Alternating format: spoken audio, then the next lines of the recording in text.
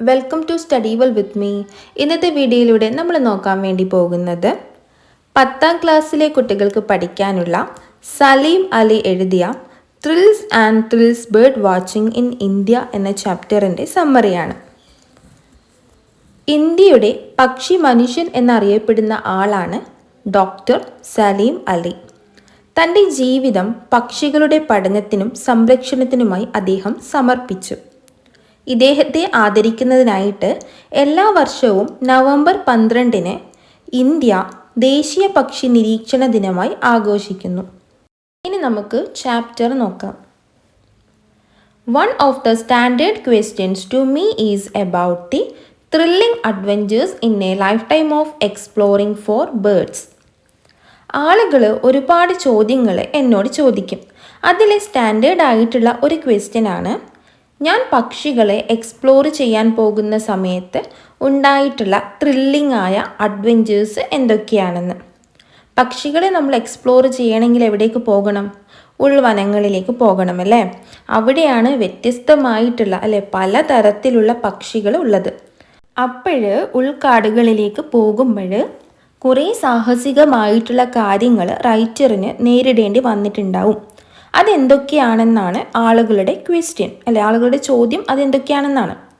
My answer must seem disappointing. അവർ ചോദിച്ച ചോദ്യത്തിനുള്ള എൻ്റെ ഉത്തരം എന്താണ്? അവരെ നിരാശരാക്കും, ഡിസപ്പോയിൻറ്റഡ് ആക്കുമെന്നാണ് ഇവിടെ അദ്ദേഹം പറയുന്നത്. ഓർണിത്തോളജി എന്ന് പറഞ്ഞാൽ പക്ഷികളെ കുറിച്ചിട്ടുള്ള പഠനമാണ്. Ornithology as a hobby or profession. കുറച്ചാളുകൾക്ക് പക്ഷികളെക്കുറിച്ചുള്ള പഠനം ഹോബിയും മറ്റു ചിലർക്കത് പ്രൊഫഷനുമാണെന്നാണ് പറയുന്നത്. Though full of adventures, rewards and disappointments. അതിലെന്തുണ്ട്? സാഹസികതയുണ്ട്, റിവാർഡ്സ് ഉണ്ട്, പ്രതിഫലം റിവാർഡ്സ് ഉണ്ട്, അതുപോലെ തന്നെ നിരാശകളും കിട്ടാറുണ്ട്. Is usually one of the most peaceful of pursuits. It is certainly not lacking in excitement and thrills though. എന്നിരുന്നാലും വളരെ പീസ്ഫുൾ ആയിട്ടുള്ള ഒന്നാണ് പക്ഷി നിരീക്ഷണം എന്നാണ് പറയുന്നത്. അതിൽ ഒരുപാട് സാഹസികതയുണ്ട്, റിവാർഡ്സ് കിട്ടാറുണ്ട് എന്തൊക്കെയായിരുന്നാലും ഇതൊരു പീസ്ഫുൾ ആയിട്ടുള്ള ഒന്നാണെന്നാണ് പറയുന്നത്. ഇങ്ങനെയൊക്കെ ആണെങ്കിലും എക്സൈറ്റ്മെൻറ്റിനോ ത്രിൽസിനോ ഒരു കുറവുമില്ല സാഹസികതയൊക്കെ ഉണ്ട്, അതുകൊണ്ട് തന്നെ എന്താണ് എക്സൈറ്റ്മെൻറ്റും ത്രിൽസും ഒക്കെ ഉണ്ടെന്നാണ് പറയുന്നത്. With the richness and variety of birds life in India, exciting discoveries can be made by any bird watcher. ഇന്ത്യയിൽ കുറേ വെറൈറ്റി ആയിട്ടുള്ള പക്ഷികളുണ്ട്, അതുകൊണ്ട് തന്നെ ഏത് ബേർഡ് വാച്ചറിനും ഏത് പക്ഷി നിരീക്ഷകനും ഒരുപാട് പക്ഷികളെ കണ്ടെത്താനായിട്ട് കഴിയും. It is refreshing to find that bird watching as a hobby is growing rapidly in popularity. റൈറ്ററിന് ഇപ്പോൾ ഒരുപാട് സന്തോഷമുണ്ട്, കാരണം ഒരുപാട് ആളുകൾ ബേർഡ് വാച്ചിങ് ഒരു ഹോബിയായി തിരഞ്ഞെടുക്കുന്നുണ്ട്. ഒരുപാട് ആളുകൾ ഇപ്പം ബേർഡ് വാച്ചിങ് പക്ഷി നിരീക്ഷണം ഒരു ഹോബിയായി തിരഞ്ഞെടുക്കുന്നു. അതുകൊണ്ട് റൈറ്ററിന് വളരെയധികം സന്തോഷമുണ്ടെന്നാണ് പറയുന്നത്. I had grown up only on the traditional accounts of the nesting habits of birds. അദ്ദേഹം വളർന്നു വന്ന ആ കാലഘട്ടത്തിൽ പക്ഷികൾ എങ്ങനെയാണ് കൂടുകൾ ഉണ്ടാക്കുന്നതെന്നൊന്നും അദ്ദേഹത്തിന് അറിയില്ലായിരുന്നു. പണ്ട് ആളുകൾ പറഞ്ഞു കേട്ട കാര്യങ്ങളും എഴുതി വെച്ചതും മാത്രമായിരുന്നു അദ്ദേഹത്തിനാകെ അറിയാമായിരുന്നത്. These were interesting enough for a keen bird photographer as I was to want to record on film. ഞാൻ എങ്ങനെയുള്ള ആളായിരുന്നു? പക്ഷികളുടെ ചിത്രങ്ങൾ പകർത്തിയെടുക്കാൻ ആഗ്രഹമുള്ള ഒരു വ്യക്തിയായിരുന്നു. എനിക്ക് പക്ഷികളെ കാണുമ്പോൾ അത് എത്രയും പെട്ടെന്ന് എൻ്റെ ഫിലിമിൽ റെക്കോർഡ് ചെയ്യാനായിരുന്നു ആഗ്രഹം. But while concealed in a canvas hide, perched high up on a step ladder a few yards away from the nest, I noticed some unusual goings on which clearly showed that the birds had not read the textbooks. ഇവിടെ canvas എന്നാൽ ടെൻ്റാണ്. ഞാനൊരു ക്യാൻവാസിൽ ഒളിച്ചിരുന്നു. Step ladder എന്നാൽ ഏണി, നമുക്ക് ക്യാരിയൊക്കെ ചെയ്ത് കൊണ്ടുപോകാൻ പറ്റുന്ന ആ മടക്കി വെക്കുന്ന ഏണിയില്ലേ, അതാണ് സ്റ്റെപ്പ് ലാഡർ. അദ്ദേഹം എന്ത് ചെയ്തു? അദ്ദേഹം ആ സ്റ്റെപ്പ് ലാഡറിൽ കയറി പക്ഷികളുടെ കൂടിൻ്റെ കുറച്ച് അകലെയായിട്ട് അദ്ദേഹം നിന്നു. പക്ഷികൾ കണ്ടു കഴിഞ്ഞാൽ പറന്നു പോവില്ലേ, അതുകൊണ്ട് അദ്ദേഹം പക്ഷികളുടെ കുറച്ച് അകലെയായിട്ട് ആ ലാഡറിൽ കയറിയിട്ട് ഒളിച്ചു നിന്നു. ആളുകൾ പറഞ്ഞതും അദ്ദേഹം വായിച്ചതുമായിട്ടുള്ള കാര്യങ്ങളെല്ലാം അദ്ദേഹം അവിടെ കണ്ടത്. എന്നിട്ട് പറയുകയാണ്, അദ്ദേഹം വായിച്ച ടെക്സ്റ്റ് ബുക്കുകളൊന്നും ആ പക്ഷികൾ വായിച്ചിട്ടില്ല. അങ്ങനെ പറയാൻ കാരണം എന്താ? അതിൽ പറഞ്ഞിരിക്കുന്നത് പോലെയൊന്നുമല്ല പക്ഷികൾ അവരുടെ കൂടുണ്ടാക്കുന്നത്. While the field study of birds is a peaceful occupation, it is not entirely without hazards. Hazards എന്നാൽ അപകടങ്ങൾ. പക്ഷികളെ നേരിട്ട് കാടുകളിൽ പോയി പഠിക്കുന്നത് സമാധാനമായിട്ടുള്ള ജോലിയാണെങ്കിലും അതിൽ എന്തുണ്ട്? കുറച്ച് ഹസാർഡ്സ് ഉണ്ട്, കുറച്ച് അപകടങ്ങളുണ്ട്. In elephant ridden jungles in South India for instance, I have frequently found myself in disturbing situations. കുറേ അപകട സാഹചര്യങ്ങൾ ഉണ്ടെന്ന് അദ്ദേഹം പറഞ്ഞു.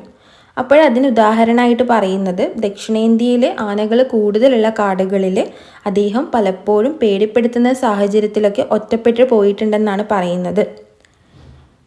A wild elephant suddenly come upon at close quarters, അപ്രതീക്ഷിതമായിട്ട് വളരെ അടുത്ത് ഒരു കാട്ടാനയെ കണ്ടുമുട്ടുന്നത് പറയുന്നുണ്ട്. A situation by no means uncommon in parts of Karnataka and Kerala. അത്തരമൊരു സംഭവം കർണാടകയുടെയും കേരളത്തിൻ്റെയും ചില പ്രദേശങ്ങളിൽ അപൂർവമല്ല, അൺകോമൺ അല്ല എന്നാണ് പറയുന്നത്. Can be an unnerving experience. അത് പേടിപ്പെടുത്തുന്ന എക്സ്പീരിയൻസ് ആണ് അല്ലേ? നമ്മുടെ മുന്നിൽ ഒരു കാട്ടാന വന്ന് നിൽക്കുമ്പോൾ അല്ലേ, ചുറ്റും കാടും, അപ്പോൾ നമുക്ക് എന്താണ് പേടിപ്പെടുത്തുന്ന ഒരു എക്സ്പീരിയൻസ് അല്ലേ അത്? In fact, there is little danger from a wild elephant unless it happens to be a rock or a female with a small calf. ഇവിടെ പറയുന്നത് in fact, വാസ്തവത്തിൽ, സത്യത്തിൽ ഒരു കാട്ടാന കൊലയാളി ആന ആണെങ്കിലോ അല്ലെങ്കിൽ പെണ്ണാന അല്ലേ, ഒരു ആന കുട്ടിയുമായിട്ട് വരുന്ന ഒരു പെണ്ണാനയോ ആയാൽ മാത്രമേ വലിയ അപകടം ഉണ്ടാവുകയുള്ളൂ. My journey by the romantic Cochin forest tramway was in February 1946, shortly before it was dismantled to make way for the gigantic Parambikulam hydro electric project. 1946 ഫെബ്രുവരിയിൽ അദ്ദേഹം റൊമാൻറ്റിക് കൊച്ചിൻ ഫോറസ്റ്റ് ട്രാംവേയിലേക്ക് ഒരു യാത്ര നടത്തി. പറമ്പിക്കുളം ഹൈഡ്രോ ഇലക്ട്രിക് പ്രൊജക്റ്റ് നിർമ്മിക്കാനായി ആ റൊമാൻറ്റിക് കൊച്ചിൻ ഫോറസ്റ്റ് ട്രാംവേ പൊളിച്ചു നീക്കുന്നതിന് മുന്നെയാണ് അദ്ദേഹം അവിടേക്ക് പോയത്. ഡിസ്മാൻഡിൽഡ് എന്നാൽ പൊളിക്കുക. The huge dam and reservoir has now completely submerged Parambikulam and all the lovely country around it. ഇപ്പോഴവിടെ അണക്കെട്ടും ജലാശയവും പണിതു. അത് പറമ്പിക്കുളത്തെയും അതിനെ ചുറ്റിപ്പറ്റിയുള്ള മനോഹരമായ പ്രദേശങ്ങളെയും ഒക്കെ മുഴുവനായിട്ടും മുക്കിക്കളഞ്ഞു. We reached Parambikulam just as it was getting dark. ഇരുട്ട് വീഴാൻ തുടങ്ങുന്ന സമയത്താണ് ഞങ്ങൾ പറമ്പിക്കുളത്ത് എത്തുന്നത്. In the verandah of the forest bungalow I found a large group of Kedar Adivasis and in their midst a bare-footed, topless European male in crumpled khaki shorts. ആ ഫോറസ്റ്റിൽ ഒരു ബംഗ്ലാവ് ഉണ്ട്. അതിൻ്റെ വരാന്തയിൽ ഒരു കേഡാർ ആദിവാസി സംഘത്തെ അദ്ദേഹം കണ്ടു. അവരുടെ ഇടയിൽ, മിഡ്സ്റ്റ് എന്ന് പറഞ്ഞാൽ ഇടയിൽ, ബെയർ ഫൂട്ടഡ് ചെരുപ്പിടാത്ത, ടോപ്ലെസ് ഷർട്ടിടാത്ത, ക്രിംപിൾഡ് കാക്കി ഷോർട്ട്സ് എന്നാൽ ചുക്കി ചുളുങ്ങിയ കാക്കി അല്ലെ ഷോർട്ട്സ് ധരിച്ച പുരുഷന്മാരും അവരുടെ കൂടെ ഉണ്ടായിരുന്നു. We soon introduced ourselves. He was an Austrian anthropologist, Baron Omer Rolf. അപ്പം വി സൂൺ ഇൻട്രൊഡ്യൂസ്ഡ് ourselves. ഞങ്ങൾ ഉടൻ തന്നെ പരസ്പരം പരിചയപ്പെട്ടു. അദ്ദേഹം ഒരു ആന്ത്രോപോളജിസ്റ്റാണ്, മനുഷ്യ ശാസ്ത്രജ്ഞൻ. അദ്ദേഹത്തിൻ്റെ പേരെന്താണ്? Baron Omar Rolf. അദ്ദേഹം ഒരു Austrian മനുഷ്യശാസ്ത്രജ്ഞനായിരുന്നു. He claimed ornithology to be his second love and expressed great keenness of accompanying me the next morning. പക്ഷിശാസ്ത്രം അദ്ദേഹത്തിൻ്റെ രണ്ടാമത്തെ പ്രണയമാണെന്നാണ് അദ്ദേഹം പറയുന്നത്. അതായത് ആദ്യം ഏതിനോടാണ് ഇഷ്ടം? ആന്ത്രപ്പോളജി അല്ലേ. രണ്ടാമത്തെ പ്രണയം ഏതിനോടാണ്? പക്ഷികളെക്കുറിച്ച് പഠിക്കാൻ. അടുത്ത ദിവസമാണ് സലീം അലി പക്ഷി നിരീക്ഷണത്തിനായിട്ട് പോകാൻ തീരുമാനിച്ചത്.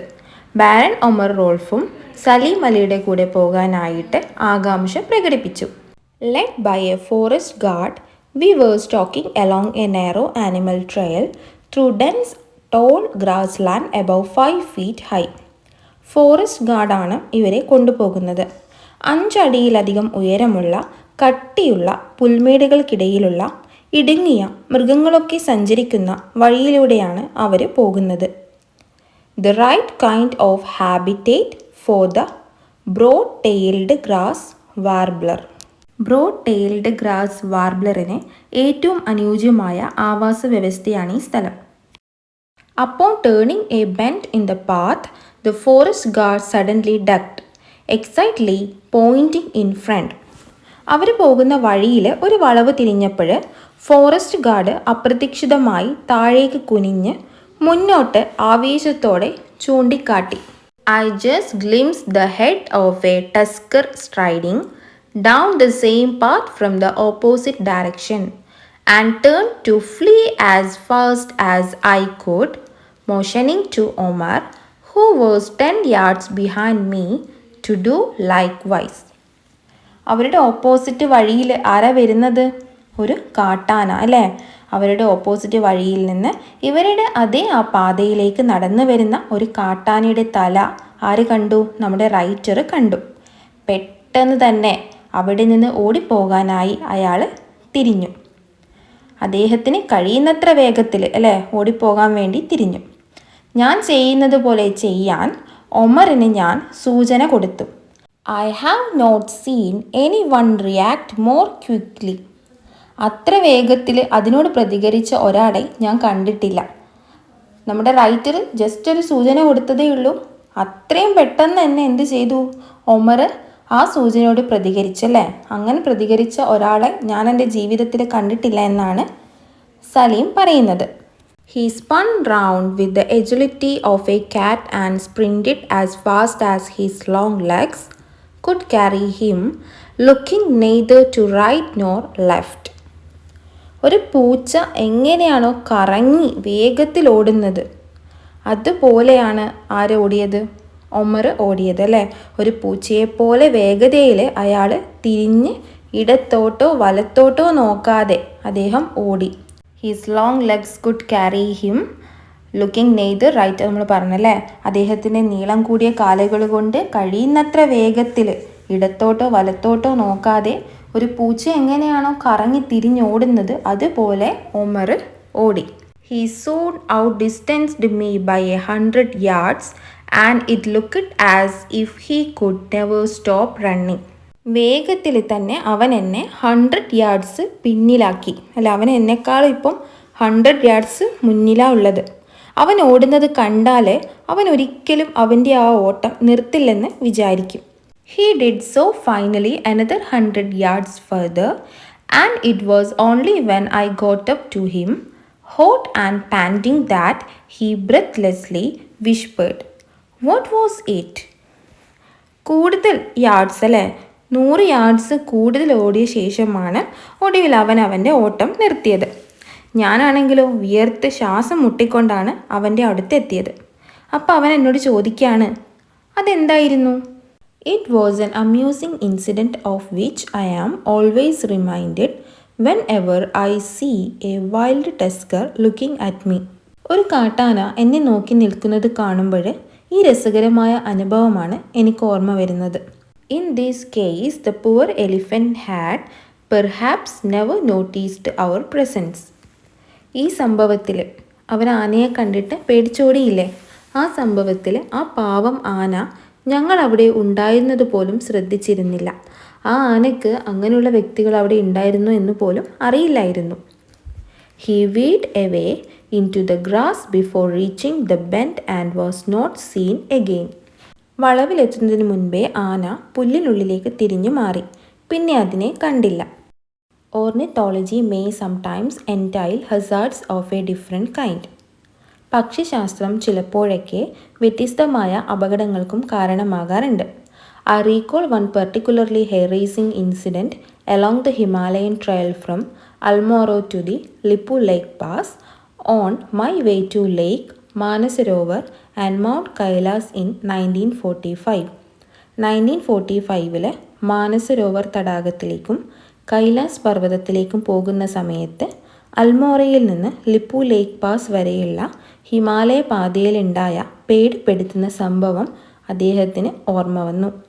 It was at a particularly narrow part of the trail with 1,000 feet of vertical scarp on one side and the roaring Kali River some 300 feet vertically down the other.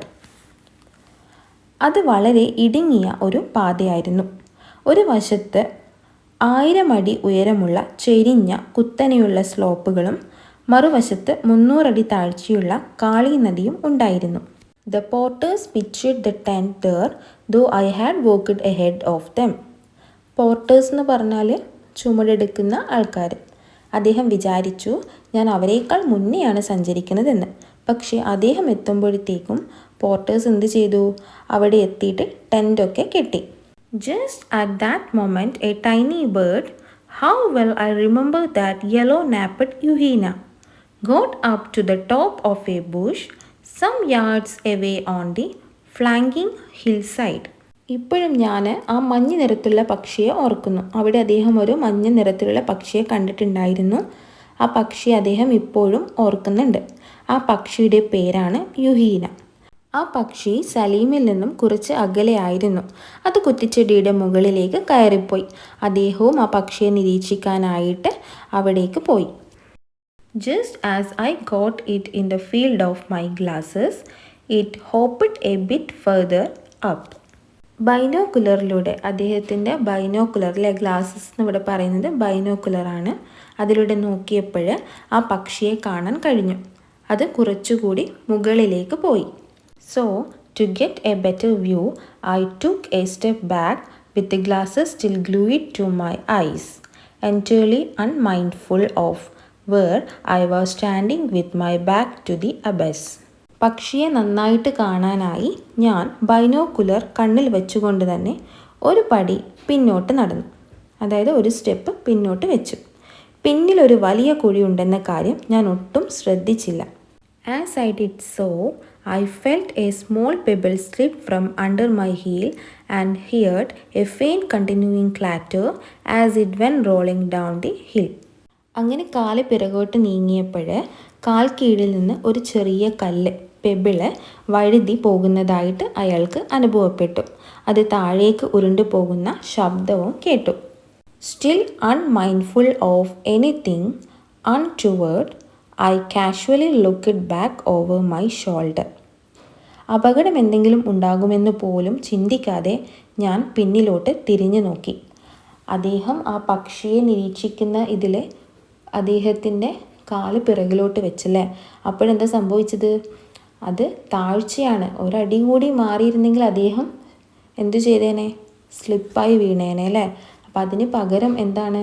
അദ്ദേഹം കാല് പിറകോട്ട് വെച്ച സമയത്ത് അദ്ദേഹത്തിൻ്റെ ഹീൽസ് കാൽപാദത്തിനടിയിൽ നിന്നും ഒരു കല്ല് വഴുതി എന്ത് ചെയ്തു? ആ ഒരു താഴ്ചയിലേക്ക് പോയി.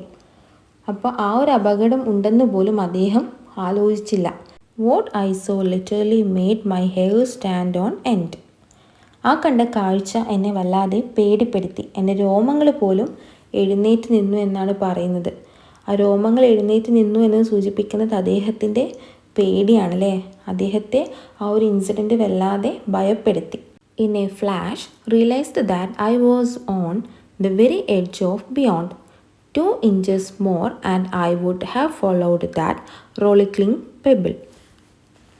ആ ഒരു ഒറ്റ നിമിഷത്തിൽ ഞാൻ തിരിച്ചറിഞ്ഞു ഞാനതിൻ്റെ അറ്റത്താണ് നിൽക്കുന്നതെന്ന്. 2 ഇഞ്ച് കൂടി പിന്നോട്ടായിരുന്നെങ്കിൽ ആ ഉരുണ്ടുപോയ കല്ലിനെ പോലെ ഞാനും എന്തു ചെയ്തേനെ? താഴേക്ക് വീണേനെ. I have found it very pleasant to be chasing birds in pleasant places. സുഖകരമായ മനോഹരമായിട്ടുള്ള സ്ഥലങ്ങളിൽ പക്ഷികളെ തേടി നടക്കുന്നത് എനിക്ക് വളരെ സന്തോഷകരമായിട്ട് തോന്നിയിട്ടുണ്ട്. I have watched birds through half a century and more, chiefly for the pleasure and elation they have afforded. 50 വർഷത്തിന് മുകളിലായി ഞാൻ പക്ഷികളെ നിരീക്ഷിക്കുന്നു. അവർ നൽകിയ സന്തോഷത്തിനും ആഹ്ലാദവും കൊണ്ടാണ് ഞാൻ പക്ഷി നിരീക്ഷണത്തിന് പോകുന്നത്. ഇലേഷൻ എന്ന് പറഞ്ഞാൽ ആഹ്ലാദം, സന്തോഷം എന്നൊക്കെ പറയും. A form of escapism may be but one that hardly needs justification. ഇതൊരു തരത്തിലുള്ള ഒളിച്ചോട്ടമാണ്. പക്ഷി നിരീക്ഷണത്തിന് ഒരു റീസൺ ഒന്നുമില്ല, ഒരു പ്രത്യേക റീസൺസോ കാര്യങ്ങളോ ഒന്നുമില്ല. പക്ഷി നിരീക്ഷണം എന്നത് യാഥാർത്ഥ്യത്തിൽ നിന്നുള്ള ഒരു ഒളിച്ചോട്ടമാകാം. അതിന് പ്രത്യേകിച്ച് നമുക്ക് ക്ലാരിറ്റി നൽകേണ്ട ആവശ്യമൊന്നുമില്ലെന്നാണ് അദ്ദേഹം പറയുന്നത്.